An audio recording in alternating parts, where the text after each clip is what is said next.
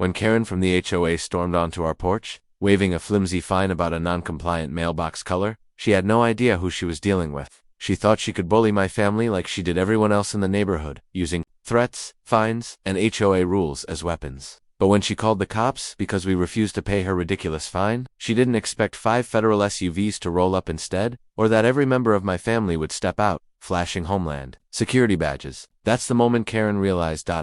She wasn't just picking a fight over a mailbox. She was triggering a federal investigation. It started with a note taped to our front door. A thick envelope marked urgent HOA violation. My wife found it first, shaking her head as she held it up in the morning sunlight. She's at it again, she muttered. Inside was a glossy notice, written in all caps, accusing us of having an unapproved mailbox color, a violation so petty, it was almost laughable. Except Karen, the self-appointed queen of our HOA, never joked. Karen ran this neighborhood like her own kingdom. She'll fine people for leaving trash bins out 10 minutes too long, for having flower pots not matching HOA-approved color codes, even for kids' chalk drawings on the sidewalk. She patrolled daily, notebook in hand, snapping pictures, issuing threats. Most people stayed quiet, too tired or too scared to fight back. But this time, she picked the wrong family. Later that afternoon, Karen arrived in full storm mode, stomping up our driveway in wedge heels and a bright pink blouse that clashed aggressively with her clipboard. My father was trimming the hedges out front, and I was helping him carry out yard waste.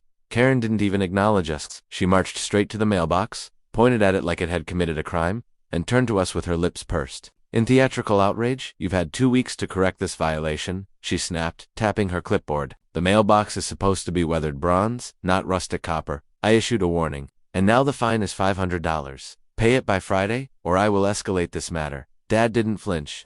"It's a mailbox," he said calmly, "and copper weathers, it will look bronze." Karen scoffed like he'd insulted her intelligence. "Don't test me. Rules are rules." Mom stepped out onto the porch then, drying her hands on a dish towel. She looked at Karen, then at the mailbox. "Is this really the most pressing issue in the neighborhood, Karen?" she asked. Karen raised her chin.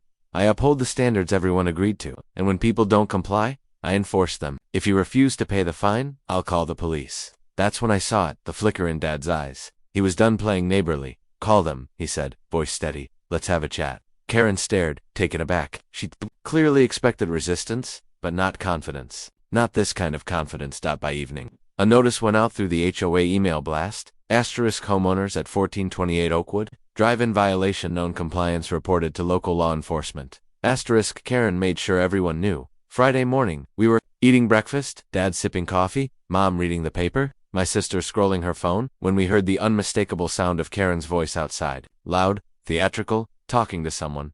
I opened the curtain just enough to peek.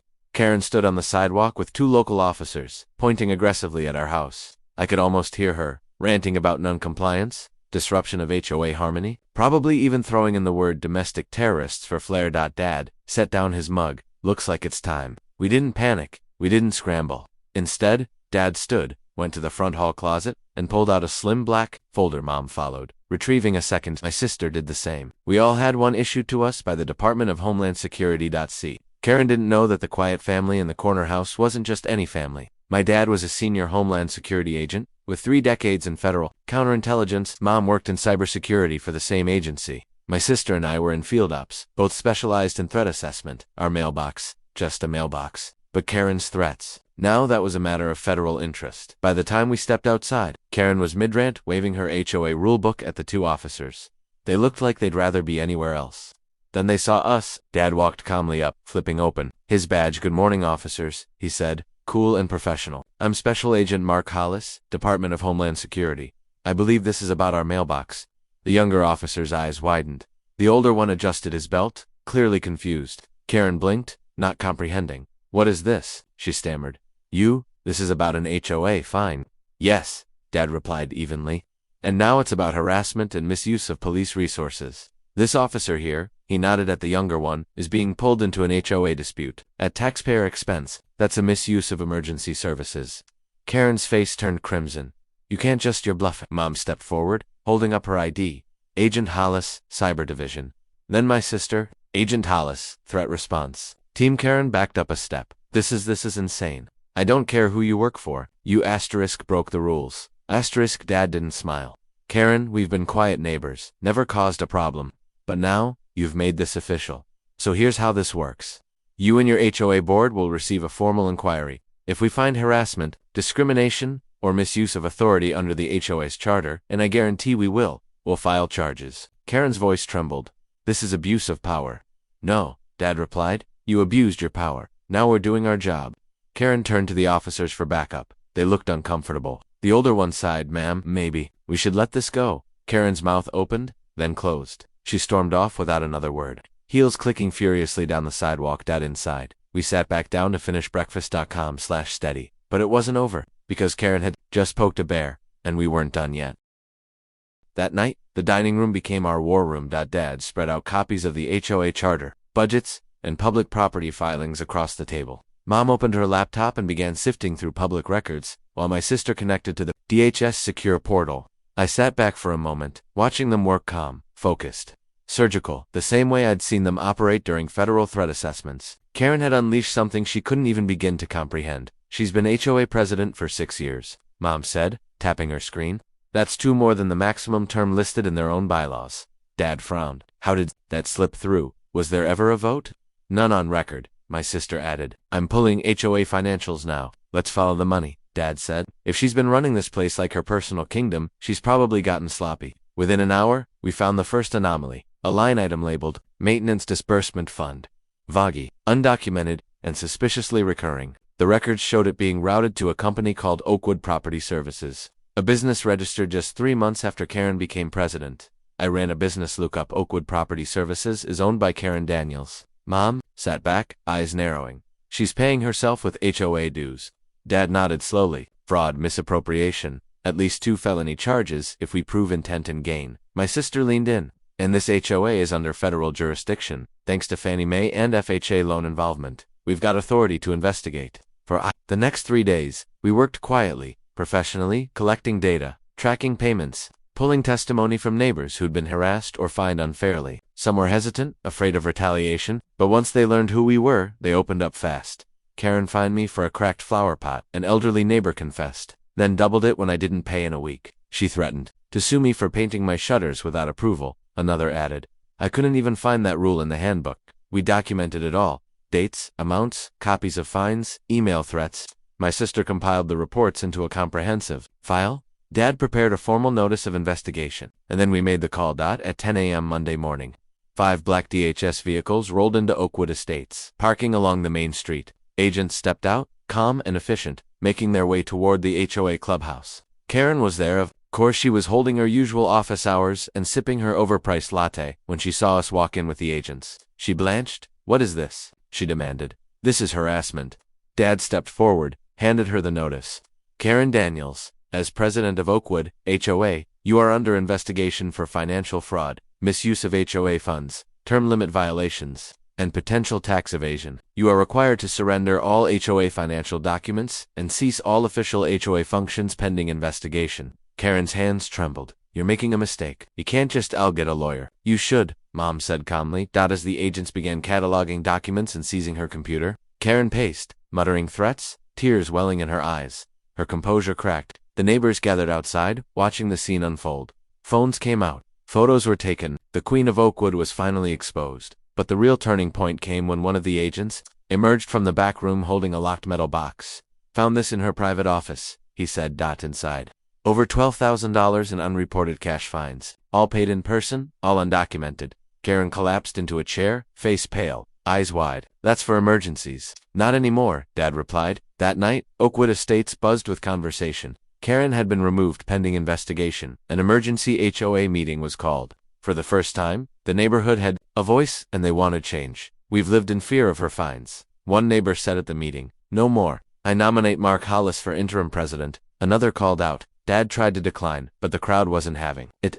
Applause erupted. We hadn't just exposed Karen, we'd inspired people to take back their community. And Karen, she was nowhere to be seen. Her house sat dark, empty. Word was, she'd retained a lawyer and gone into hiding. She had bigger problems now, not just with us, but with the IRS, and possibly federal prosecutors. We didn't want power, but we weren't about to let someone like Karen return. The HOA needed rebuilding, transparency, accountability, and for the first time, Oakwood felt like home. Not a kingdom ruled by fear, but a neighborhood where people mattered. Still, Karen wasn't gone for good. Not yet.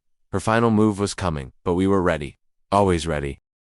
3 weeks later, the federal charges hit. Karen was indicted on multiple counts: embezzlement, tax evasion, fraud, and obstruction. The HOA's finances were frozen, her personal assets under review. She was ordered to remain in town pending trial. Her passport revoked. The woman who once strutted through Oakwood with her clipboard now slinked around in hoodies and sunglasses, avoiding eye contact. Her reign was officially over. But Karen wasn't the type to go quietly. It started with a letter, anonymous, unsigned, slid under our front door one evening. Just a single line, typed in bold: "You think you've won, but this isn't over." Beneath it, a blurry photo of our family in the front yard, taken from a distance. My sister picked it up, studied it, then handed it to Dad. "She's bluffing." Dad didn't answer right away. He looked at the photo, then stepped outside, eyes scanning the trees, the rooftops, the streetlamps. Focused, controlled. The next day, the neighborhood security cameras revealed a grainy clip of Karen at 3 a.m., lurking near our mailbox, trying to avoid the floodlight. She still believed this was her battlefield, that intimidation could win. She was wrong. Mom filed a formal restraining order. DHS added Karen to a watch list pending federal court proceedings, but it wasn't enough. Karen escalated. One night, around midnight, our power went out. Just ours. The whole block was lit, except for our house. Within minutes, Dad had the generator running, while I checked the breaker. Nothing was tripped. Nothing was wrong. I walked out to the side of the house, flashlight in hand. That's when I saw it. The power box tampered with, wires cut. A clear act of sabotage. "She's getting desperate," Dad said. When I showed him, we set up motion-activated cameras, night vision drones, and silent perimeter alarms. If Karen wanted to play games, she was about to find out we were the wrong opponents. 2 nights later, the alert came to 14 a.m. motion detected at the back fence. My sister and I moved silently through the house, while Dad and Mom took the opposite flank. We watched the figure try to climb over, hooded, clumsy, carrying something. Dad hit the floodlight. "Step away from the fence," he barked. The figure froze, then bolted. Not toward the street, but toward the woods behind. The neighborhood. We gave chase. Fast, quiet, tactical. 20 yards in, we caught her, Karen, tangled in brambles, sobbing and screaming. "You broke into our property," I said, catching my breath. "You tampered with utilities. You stalked us." She collapsed to her knees. "Manic, I just wanted to make you leave. You ruined everything." This was my neighborhood. Police arrived minutes later. We handed them the footage, the photos, the letter. Karen didn't resist. Her fight was gone. She was taken into custody, this time with no chance of release. The trial that followed was swift. With evidence stacked a mile high, Karen pled guilty to avoid a longer sentence. 3 years in federal prison. Her house seized to repay stolen funds. Oakwood, HOA, dissolved under federal oversight, restructured from the ground up. At the next community meeting, neighbors gathered to vote in a new board. This time, people ran who genuinely cared: teachers, veterans, young parents, people who wanted peace, not power. They offered Dad the presidency again. He declined, graciously. "We just want to live like everyone else," he said, quietly, peacefully. Our mailbox, still rustic copper, still standing, untouched, and Karen. Last we heard, she was transferred to a minimum security prison in another state. Still convinced we set her up. Still blind to the truth, that her downfall wasn't caused by us, but by her own obsession with control. Some battles are fought with weapons, others with truth. And sometimes, the quietest families are the ones you should never provoke. 3 months passed, and the neighborhood was unrecognizable in the best way possible. Without Karen's daily patrols and weaponized fines, people began to reclaim their homes, their spaces, their peace. Front yards blossomed with color, flowers not on any approved list. Kids rode bikes freely, chalk drawings covered sidewalks, and porch lights glowed late into the evening with laughter and conversation. The now under community leadership, focused on real improvements: street lighting, park maintenance, safety initiatives. Transparency became the norm. Every budget, every decision, shared publicly. No secrets, no fear. Our family. We finally settled into the life we'd wanted all along. We weren't agents here, just neighbors, friends. But people didn't forget. They respected us not because of our badges, but because we stood up, because we proved that power only holds when people allow it. One afternoon, I was walking the dog when Mrs. Langford, a widow from 2 houses down, stopped me on the sidewalk. "Your family? You saved this place," she said. "You showed us we didn't have to be afraid." I smiled. "You saved it too. You stood up, you voted. That's how it changed." Later that evening, we had a small barbecue in the backyard. A few neighbors came over. Someone brought homemade lemonade. Kids splashed in the sprinkler. It was simple, honest, free, the way it should have always been. As the sun set, Dad raised a glass. To peace, and to never underestimating a mailbox again. Everyone laughed. And somewhere, far from Oakwood, Karen sat in a prison cell, probably still blaming us, still convinced she'd been wronged. But the truth, she'd been given power, and chose to use it for control, for ego, for fear. And in the end, she learned the hard way. Real power doesn't come from a clipboard or a title. It comes from standing together, from refusing to be bullied, from knowing when to fight back. And sometimes, the quietest street on the block holds the loudest victory. Oakwood was free now, because we didn't just survive the storm, we ended it. If you enjoyed this wild ride of HOA drama, revenge, and sweet justice, make sure to like this video, subscribe for more crazy true story content, and share it with someone who needs to see Karen finally get what she deserves. Got your own HOA nightmare or power move story? Drop it in the comments, we might just feature it next. Thanks for watching, and remember, sometimes the quietest neighbors are the ones with the most epic comebacks.